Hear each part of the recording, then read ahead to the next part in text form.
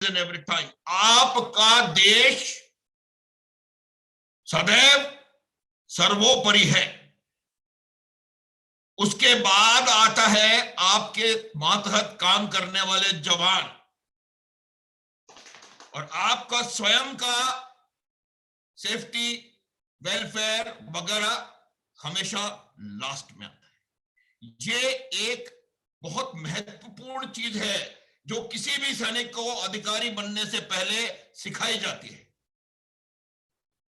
और जो आपने ऑर्डर मेरे को बताया था, मैं उससे थोड़ा सा अलग जा रहा हूं। मैं आज के जवान, आज के यूथ को यह संदेश देना चाहता हूं। दोबारा मैं एक बात बोलूंगा उसके बारे में टुवर्ड्स द एंड।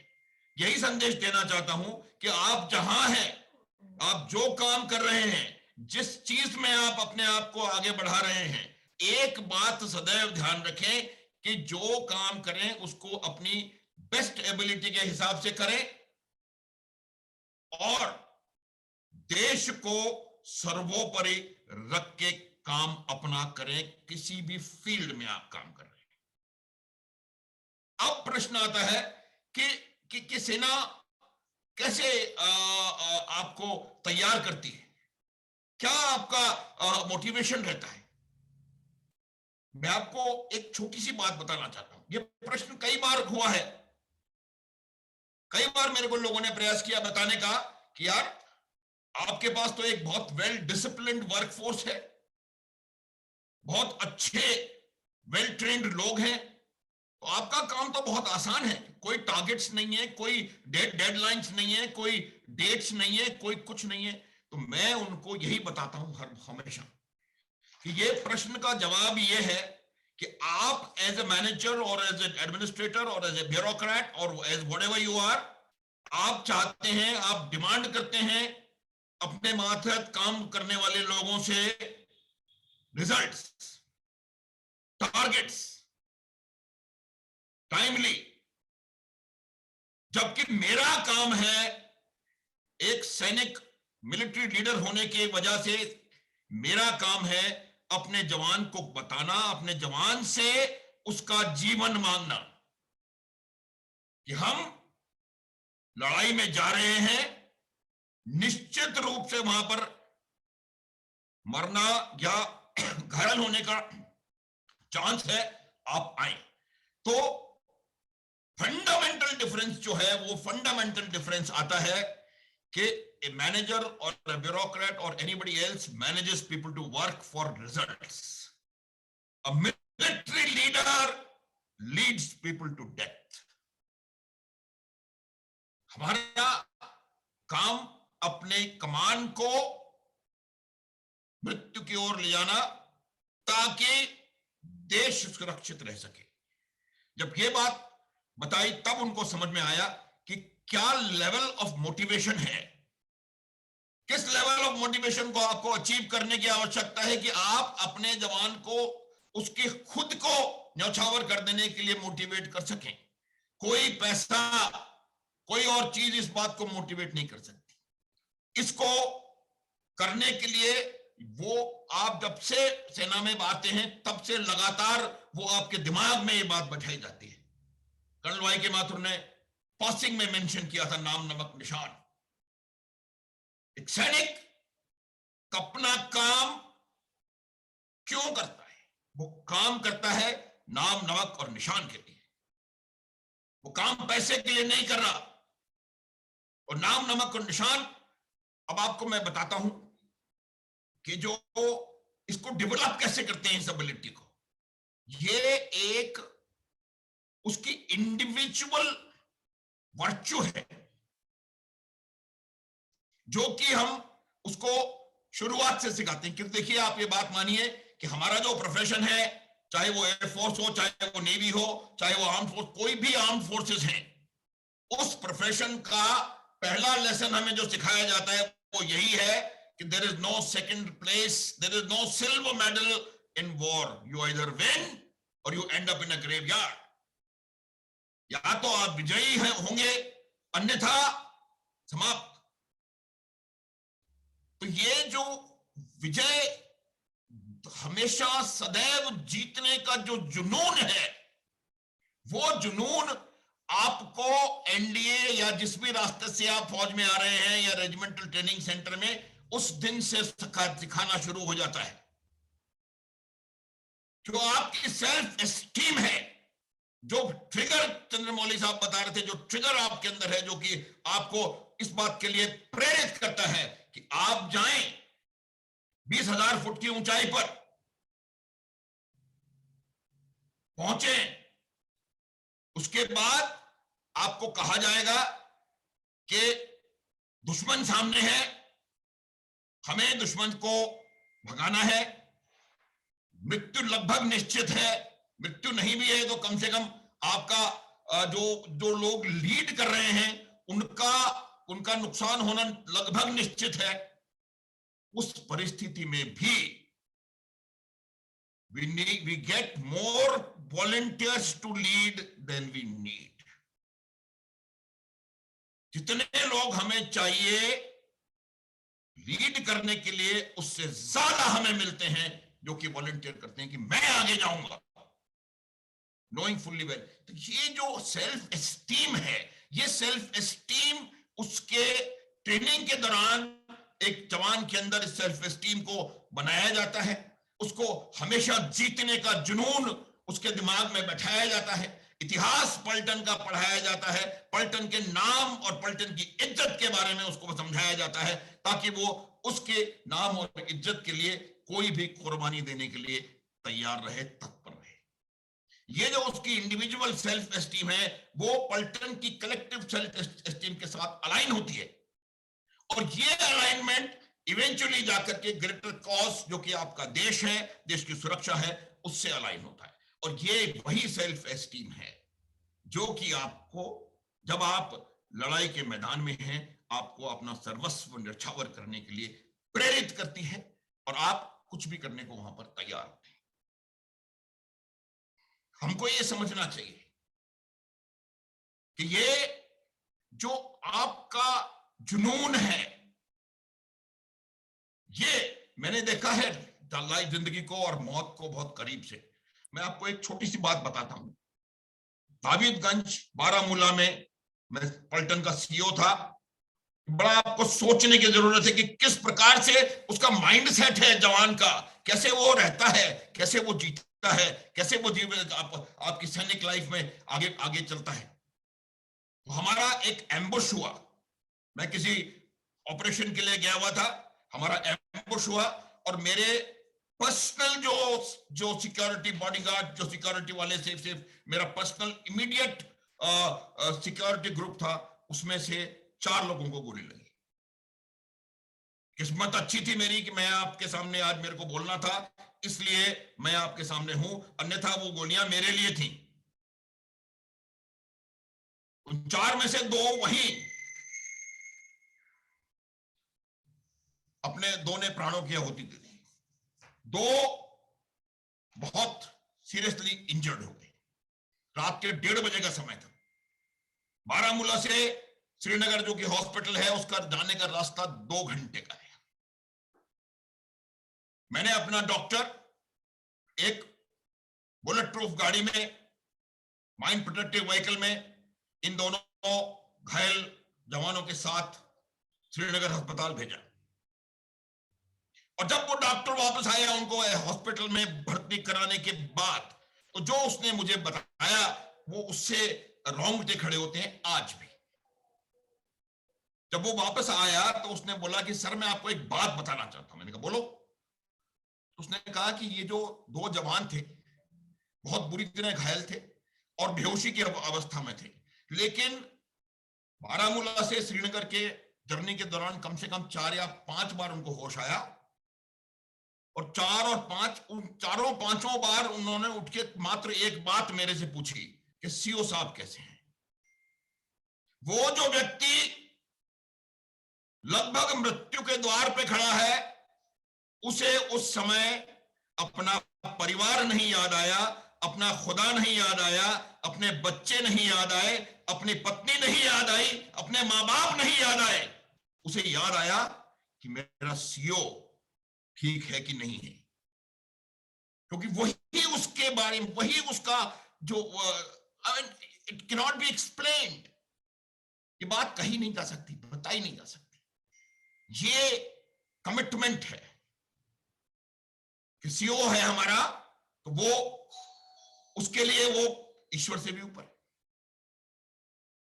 तो ये जो सेल्फ एस्टीम और ये जो भावना है, वो भावना उसको प्रेरित करती है कि वो अपना जीवन इसकी स्थिति के लिए दे सके। और आप देखेंगे कि यही आपको हर जवान के ऊपर, जवान की बात में नजर आएगा, चाहे वो रेजांगला का युद्ध हो, चाहे वो तारागढ़ी का युद्ध हो। आजकल तो पिक्चरें बननी शुरू हो गई हैं इन वॉर्स पे। ये जो आपकी हर कुछ कर गुजरने की जो जो जो जज्बा है, जो जुनून है, वो आपको एक सैनिक बनाता है। और ये सैनिक का जुनून, चाहे वो वायु सैनिक हो, चाहे वो नौ सैनिक हो, चाहे वो थल सैनिक हो, ये जुनून सदैव सर्वोपरि रहता है, इसमें किसी को कोई शक ना हो। समय ये आज का, अभी सीडीएस बिपिन रावत साहब गए तो कई लोगों ने इस चीज को बहुत समय तक देखा टेलीविजन पे कि कैसे एक सैनिक अपने आप को रखता है इतने बड़े हादसे के बाद। और वही कनेक्ट करता है मेरे को दूसरी चीज से कि कैसे एक सैनिक की पत्नी अपने आप को आचरित करती है इतने बड़े हादसे के बाद। जो जनरल बिपिन रावत के साथ हुआ वो हो गया, लेकिन जो ब्रिगेडियर लीडर थे, उनकी पत्नी ने अपने पति को 9:30 बजे अग्नि और 2 बजे वो बिपिन रावत के अंतिम संस्कार में उसकी बेटियों को सांत्वना दे रही थी। ये है ताकत एक आर्मी वाइफ की। ये है, उससे भी आगे एक लेफ्टिनेंट रविंदर सिंह थे, उनके पति का तो पार्थिव शरीर भी नहीं पहुंचा था, वो भी 2 बजे जनरल रावत की बेटियों को सांत्वना देने के लिए वहां मौजूद थी। ये ताकत है, महिला शक्ति। ये है सैन्य पत्नी की ताकत, एक वीर नारी की ताकत, जिसका कि एक अभूतपूर्व उदाहरण आपको देखने को मिला उस भयंकर हादसे के बाद। अभी बीच में एक और प्रश्न उठा था, और वो प्रश्न था कि जो महिलाएं सेना ज्वाइन कर रही हैं। आपको मैं एक बात बताना चाहता हूं कि महिलाओं ने सेना में आकर के किसी भी प्रकार से कोई भी काम ऐसा नहीं किया जो कि किसी भी पुरुष से किसी तरह से भी कम हो। जो काम आज की तारीख में महिलाओं को दिया जा रहा है, वो काम उतनी ही बेहतरी, उतनी ही खूबी और उतनी ही एबिलिटी के साथ वो महिलाएं कर रही हैं जितने उनके पुरुष काउंटर पार्ट कर रहे हैं। कोई मुकाबला नहीं है आपस में, लेकिन हर तमाम वो कार्य जो उनको दिया जा रहा है वो बेहतरीन तरीके से कर रहे हैं। अर्चना माथुर जी, आपके प्रश्न का उत्तर मैं देना चाह रहा हूं और इसमें किसी को कोई संदेह करने की आवश्यकता नहीं है। लेकिन सिर्फ मेरी एक बात, मैं एक आध पैनल में और पहले भी कह चुका हूं कि हमें महिलाओं को एंट्री है, आ रही है, लेकिन वो किस तरह से, कब, कैसे आएंगी, ये उनका implementation of this should be left to the armed forces. आज आप देखें कि आपकी एयरफोर्स की महिलाएं, मेरे ख्याल से कोई जहाज ऐसा नहीं है कि वो नहीं उड़ा रही हो, नेवी में है, हर जगह है। तो ये मुझे कोई संदेह नहीं है कि ये प्रश्न भी उठना चाहिए कि महिला सशक्तिकरण है और महिलाएं फौज में कैसी हैं। महिलाएं फौज में वैसी ही हैं जैसे पुरुष हैं, उतनी ही काबिल हैं जितने पुरुष हैं, उतनी बेहतरी से वो काम कर रही है जितने वो हैं, उतना ही कमिटमेंट है, उतना ही डेडिकेशन है, उतना ही सेल्फ एस्टीम है, उतना ही नाम नमक निशान के बारे में उनको भी विचार है जितना कि पुरुषों को है। तो इसमें कोई संदेह नहीं होना चाहिए और इस प्रश्न का पुनः उठने की आवश्यकता नहीं है कि आर्म्ड फोर्सेस में लेडीज अपना काम कर रही हैं या नहीं कर रही हैं। वो काम बेहतरीन तरीके से कर रही हैं और इनहेरेंट जो उनकी प्रॉब्लम्स है, बावजूद उसके वो बेहतरीन तरीके से आपको काम करके दिखा रही हैं। और मैं इस प्रकार से अपनी महिला कलीग्स को सल्यूट करता हूं, कोई इसमें संदेह नहीं है। एक लेडी ऑफिसर है सोफिया कुरैशी, उसने इंटरनेशनल आर्म्ड फोर्सेस पुणे में एक इंटरनेशनल ट्रेनिंग एक्टिविटी थी, उसमें भारत का न केवल प्रतिनिधित्व किया बल्कि उसने पूरी इंटरनेशनल आर्म फोर्सेस, तमाम देशों की आर्म फोर्सेस का जो था उसका head, she headed that event. तो उसमें हमें कोई सोचने की आवश्यकता नहीं है। बहुत अच्छा काम कर रही हैं, उतना ही बेहतर ट्रेनिंग कर रही हैं, उतना ही बेहतर अपना आगे चल रही हैं। ये बात आप लोग इस बात को समझ लें। अब दो एक प्रश्न और आप लोगों ने मुझे भेजे थे, अनफॉर्चुनेटली मैं पहले देख नहीं पाया, उसके लिए मैं माफी चाहूंगा। लेकिन एक आध जगह हमने पूछा है आपने कि क्या, कैसे आप अपने आप को मोटिवेट कर सकते हो, आपका आपका रोल मॉडल कौन है? मेरे लिए जो रोल मॉडल है वो एक जवान, मेरा रोल मॉडल इंडियन आर्मी का जवान था। अब ये मैं कैसे बता रहा हूं आपको, 1971 में मैं लगभग इस परिस्थिति में था कि मैं समझ सकूं कि क्या हो रहा है लड़ाई में। 11 साल का था मैं, और जिस प्रकार से आपकी सेनाओं ने 1971 के युद्ध में वो करके दिखाया जो कि इतिहास में किसी ने आज तक नहीं किया था, वो मेरे लिए रोल मॉडल बना। हर वो जवान जो कि युद्ध में जाकर देश सर्वोपरि रख के और युद्ध को विजय पताका फहरा करके वापस आए, वो रोल मॉडल है। और वो है रोल मॉडल न केवल मेरा, वो रोल मॉडल होना चाहिए हर एक का, हर यूथ का। रोल मॉडल के लिए आपको किसी इंडिविजुअल की आवश्यकता नहीं है। जो भारतीय सेनाओं का जवान है वो रोल मॉडल है मेरा, कम से कम वही हमको समझना चाहिए। आपके राष्ट्रीय नेताओं के बारे में आपने बात करने का प्रयास किया, अगर समय होगा तो मैं बोलूंगा कि मेरे को राष्ट्रीय नेता कौन क्या है, कैसे पसंद है। कई लोगों ने मेरे को पहले भी सुना हुआ है। तो हम राष्ट्रीय नेता के बारे में अगर आप चाहेंगे तो मैं दोबारा बाद में बात करूंगा। जहां तक प्रश्न है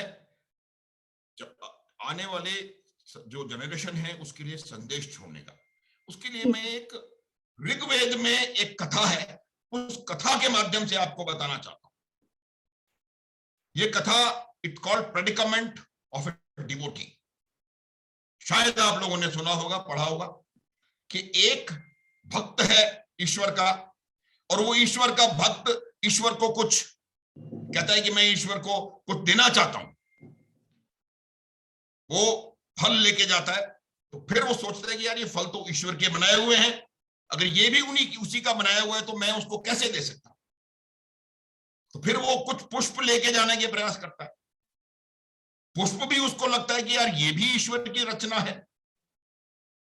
फिर वो कोई मिठाई वगैरह का सोचता है, तो वो देखता है यार ये भी ईश्वर का बनाया हुआ है।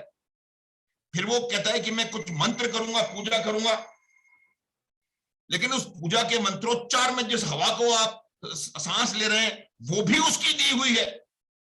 तो अल्टीमेटली वो इस प्रकार से अपने आप को पाता है कि यार दुनिया में कोई चीज ऐसी नहीं है जो कि मैं ईश्वर को देता हूं, इसलिए मैं अपने आप को ईश्वर को समर्पित कर रहा हूं। फिर उसको लगता है कि जब मैं यार अपने आप को, मैं भी तो ईश्वर का बनाया हुआ हूं, अपने आप को समर्पित करने के पश्चात भी मैंने कुछ दे नहीं पाया ईश्वर को।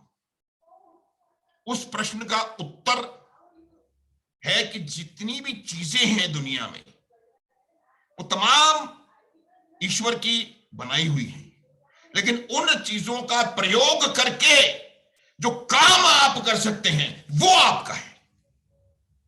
वर्क इज वर्शिप, और जो वर्क वर्शिप है वो इसी प्रकार से है कि वही एक चीज ऐसी है जो आपकी अपनी है। आप कोई भी चीज इस्तेमाल करें जो कि ईश्वर की द्वारा प्रदत्त है और उसको अपने काम, तो ये मेरा आने वाले लोगों को, यूथ के लिए संदेश है कि कर्म ही एकमात्र चीज ऐसी है जो आपकी है, और जो कर्म जो है, work can be the only prayer unto the God, work can be only offering unto God. और क्योंकि ये ऑफरिंग अनटू गॉड है, इसलिए आप अपने वर्क को जहां भी हो, जैसे भी हो, जिस भी जगह पर हो, अपने काम को अपनी सर्वश्रेष्ठ काबिलियत के मुताबिक करते चले जाएं। और एक लाइन जो मेरे व्हाट्सएप का स्टेटस है उसको हमेशा ध्यान रखें, नेशन फर्स्ट, कैरेक्टर मस्ट। जय हिंद। जय हिंद सर। सर धन्यवाद सर। अब आप कहेंगे तो मैं नेशनल हीरो के बारे में बता दूंगा, अगर आप कहेंगे तो। सर और कोई प्रश्न है तो मेरे से पूछ सकते हैं आप। सर आपको इतनी देर से कंटिन्यू सुन रहे थे, मैं ये भूल गई कि मैं जूम मीटिंग में बैठी हूँ और इतनी ज्यादा एनर्जेटिक हो गई हूँ आपको सुनकर के, और इतना अच्छा लगा कि मुझे लगा है कि मैं आप सबके साथ में एक ऑफलाइन सेशन जरूर रखने वाली हूँ, क्योंकि ना स्पीचलेस कर दिया आपने बोल के। और मैंने ये देखा कि आप सबने एक बहुत खास बात बोली है, कर्म। मीन्स एक सैनिक वास्तव में विजेता इसीलिए रहता है क्योंकि वो कर्म को टारगेट करता है। Thank you so much sir.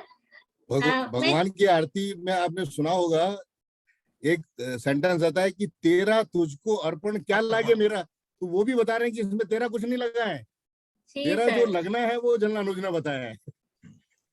Do your work and that is what it is. बिल्कुल सर, मैं धन्यवाद कर रही हूँ, इतना अच्छा आपने हम लोगों को मोटिवेट किया है। हाँ, के.एन. माथुर साहब को बुलाइए। के.एन. माथुर साहब, मैं अनुरोध करती हूँ के.एन. माथुर सर से कि वो अपने विचार साझा करें। अवेलेबल हैं? हाँ अवेलेबल है। हाँ है sir. K. N.. Mathur sir please. K. N.. Sir है नहीं, मेरी ख्याल से लगता नहीं। हाँ नहीं है। अनम्यूट करें सर आप अपने आप को। सर अनम्यूट कर सर। हाँ अनम्यूट। हाँ ओके। हेलो। हाँ यस सर। हाँ yes sir K. N.. Mathur sir नमस्कार सर। हाँ गुड मॉर्निंग सर। बहुत अरसे के बाद आपके दर्शन हुए, बहुत नमस्कार। बड़ा अच्छा लग रहा है अभी सिंस और लोगों को इसके बारे में थोड़ी जानकारी कम है, तो मैं चाहूंगा कि कंवर साहब मेजर आलोक माथुर के बारे में थोड़ा सा बताएं और सबको अवगत कराएं सर इसके बाद। Thank you. जी सर। जैसे सारे आर्मी ऑफिसर्स अपने काम में बड़े मशहूर होते हैं, ऐसे ही हमारे मेजर आलोक माथुर थे। बहुत मेहनती आदमी थे, वो बहुत काम करने वाले थे।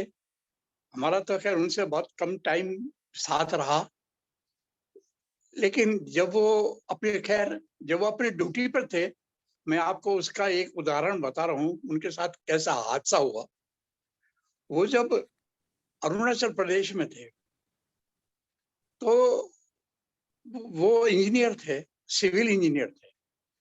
तो वहां पर रोड बन रही थी बर्मा से अफगानिस्तान वाया इंडिया, तो वो उस पर काम कर रहे थे। वो कई बार अफगानिस्तान भी गए, कई बार यहाँ का टूर भी किया।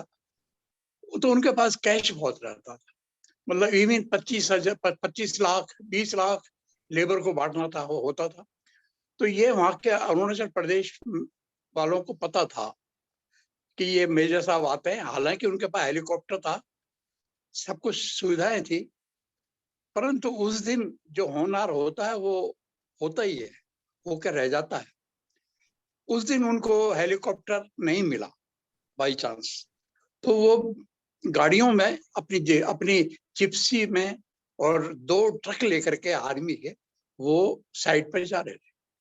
वहां की साइटें बड़ी जंगली होती हैं, जंगल था पूरा। तो वहां पर बोरों को वहां पर बोरो बहुत थे और वही उन पर अटैक करते थे। तो बोरों को पता पहले से हो गया था कि मेजर साहब कैश लेकर के इधर से आएंगे। बाई चांस क्या था उस टाइम, बाई चांस क्या, उस समय जो उनकी गाड़ियां होती थी मेजर साहब के, वो थी जिप्सी। जिप्सी इस तरह की होती थी पहले, जो आगे ऑफिसर बैठता था वो पहले हटेगा, उतरेगा, फिर पीछे वाले आदमी निकलेंगे। वो पीछे से बंद होती थी जिप्सी। तो हमारे मेजर साहब को लोगों ने आकर के, बोरों ने आकर के घेर लिया चारों तरफ से और फायरिंग चालू कर दी। अब मेजर साहब के पास आदमी तो बहुत थे, लेकिन उनकी गाड़ी में बैठे हुए थे पीछे, उनके पास एमुनिशन भी था, गन वन सब थे पीछे। उनका ट्रक बाई दी वे कुछ पीछे चल रहा था, वो टाइम से आ नहीं सका। तो अब इन्होंने फायरिंग तो कर दी, दोनों तरफ से फायरिंग चालू हो गई, उधर से भी और इधर से भी। लेकिन मेजर साहब जब तक बाहर नहीं निकलेंगे गाड़ी से, तब तक पीछे वाले जो थे सिपाही वो बाहर नहीं आ सकते थे। अब ये बाहर आएंगे तो फायरिंग चल रही थी उस समय। तो इनको जब ये जैसे बाहर निकले फायरिंग के बीच में, तो इनको 2-3 गोलियां लग गई थी। लग करके भी ये उनको अटैक कर रहे थे। फिर इनका आदमी भी निकल के आए, लेकिन इनके गोली लग गई थी और ये ईटानगर से बहुत दूर थे और मतलब ये वहां पहुंच नहीं सकते थे ईटानगर। ये बात थी दोपहर की। ये शाम तक ईटानगर पहुंचे जब तक बहुत लेट हो गए थे। परंतु इनको सेना मेडल इसलिए मिला, इन्होंने 25 लाख रुपए उनको लूटने नहीं दिया। लूटने नहीं दिया, बहुत बढ़िया। हाँ, जो वो लूटने आए थे 25 लाख रुपए वो उनको लूटने नहीं दिया और इन्होंने अपनी जान दी और अपने आदमियों को बचाया। जी ये बहुत हाँ, इन्होंने अपनी जान दे करके बचाया। ड्राइवर को उन्होंने, बोरों ने गाड़ी में से निकाल करके खाई में डाल दिया। वहां पर खाइयां ही थी ईटानगर में, दोनों तरफ बहुत गहरे गहरे खड्डे, एक तरफ स्लोप होता था, एक तरफ पहाड़ होता था, इस टाइप का था। तो इनके ड्राइवर को तो उन्होंने नीचे फेंक दिया बोरों ने, ये अकेले रह गए। पीछे आदमी थे ही यूं तो खैर, लेकिन वो इनको गोली लगने से फिर ये टाइम से पहुंच नहीं सके ईटानगर, इनका इलाज हो नहीं सका और इन्होंने अपनी जान दी और इन्होंने अपने आदमियों को बचाया, प्लस 25 लाख रुपए बचाए। इसलिए इनको मेडल, सेना मेडल मिला और ये शहीद कहलाए।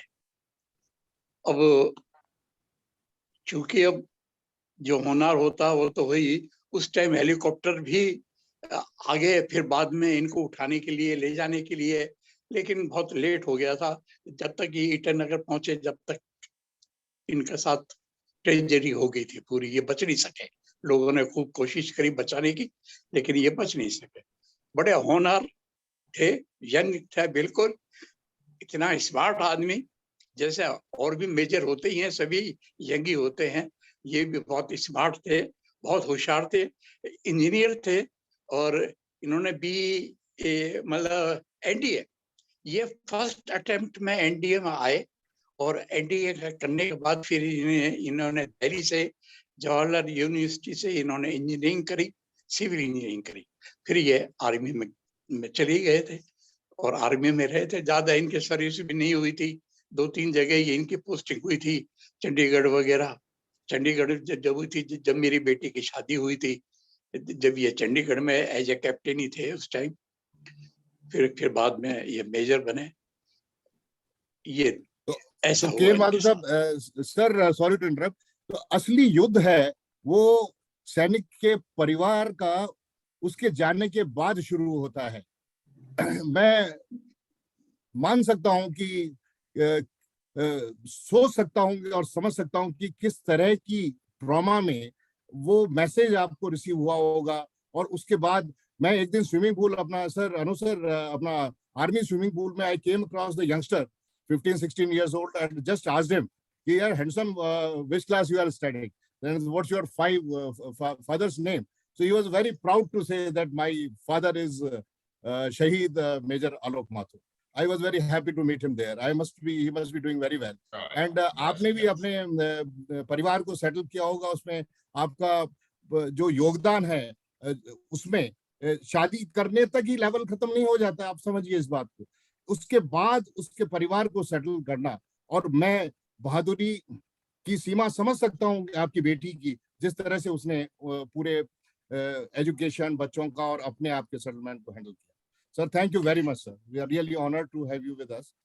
एंड आप मैं बिल्कुल चाहूंगा सही कि कह रहे हैं। मैडम मीनाक्षी जी और प्रेसिडेंट महोदया एक सुटेबल फोरम पे इनकी बेटी और बच्चे और केएन माथुर साहब का सुटेबली ऑनर किया जाए जब भी अगला Exactly, मौका sir. मिले। और जनरल अनुज साहब से भी मैं ये रिक्वेस्ट करूंगा हाँ, कि we should yes, plan in that. Thank you we'll very plan. Much. बिल्कुल और- सर, बिल्कुल। देखिए मैं बहुत ही ऐसा लग रहा है कि इमोशनल हो गए हम लोग। और रियली ये बहादुरी तो ये थी, और सेक्रीफाइस ये है जो अब करना पड़ रहा है पेरेंट्स को, शहीदों के पेरेंट्स को बिल्कुल करना पड़ बिल्कुल रहा है। सही। बहुत बड़ा सेक्रीफाइस है, इसलिए बड़ा hats off मुश्किल to- काम होता है साहब, बड़ा बहुत मुश्किल मुश्किल काम था। होता है। बहुत मुश्किल बहुत काम होता है किसी का समझ जान सकते हैं, बिल्कुल और समझ किसी को सकते खो हैं। देना। और उसके बाद सैल्यूट इनके आप बच्चे लोगों छोटे को। छोटे बच्चे थे, दो एक तो सब में छोटा वाला तो 3 साल का था, उसको तो कुछ पता भी नहीं क्या हुआ है क्या नहीं हुआ। बड़ा वाला 5 साल का था, अब उनको संभालना। अच्छा, फिर ससुराल वाले भी इतना हेल्प नहीं करते। ऐसे में ये सब अपने को पेरेंट्स को ही करना पड़ता है, तो वहां से भी ज्यादा इनको सपोर्ट नहीं मिला। फिर मैं इनको डॉटर को अपने घर लेकर आया। बड़ा मुश्किल होता है, ये कहना आसान है कि जान दे दी और शहीद हो गए, फलाना हो गए, बहुत मुश्किल काम है। बिल्कुल मैं ये कहना चाहूंगी सर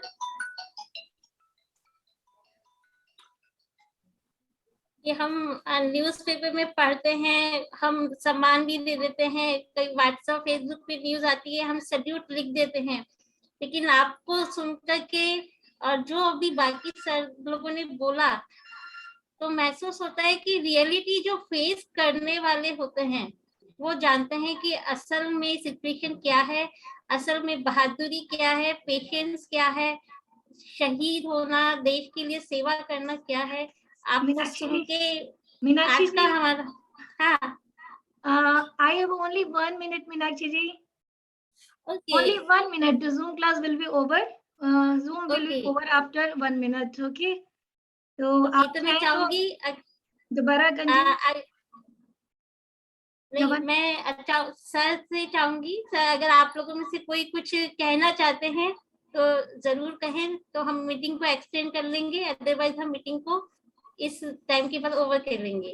सर अनुज सर फिर आप लोग मैम नहीं, मेरे ख्याल से बहुत बहुत बेहतरीन रहा है काम, और मेरे ख्याल से इसको समाप्त करने में कोई हर्ज नहीं है। और ये जो आलोक माथुर की हमने कहानी सुनी है, वो चैटवुडियन जो मोटो है उसको चरितार्थ करती है, और ये हर एक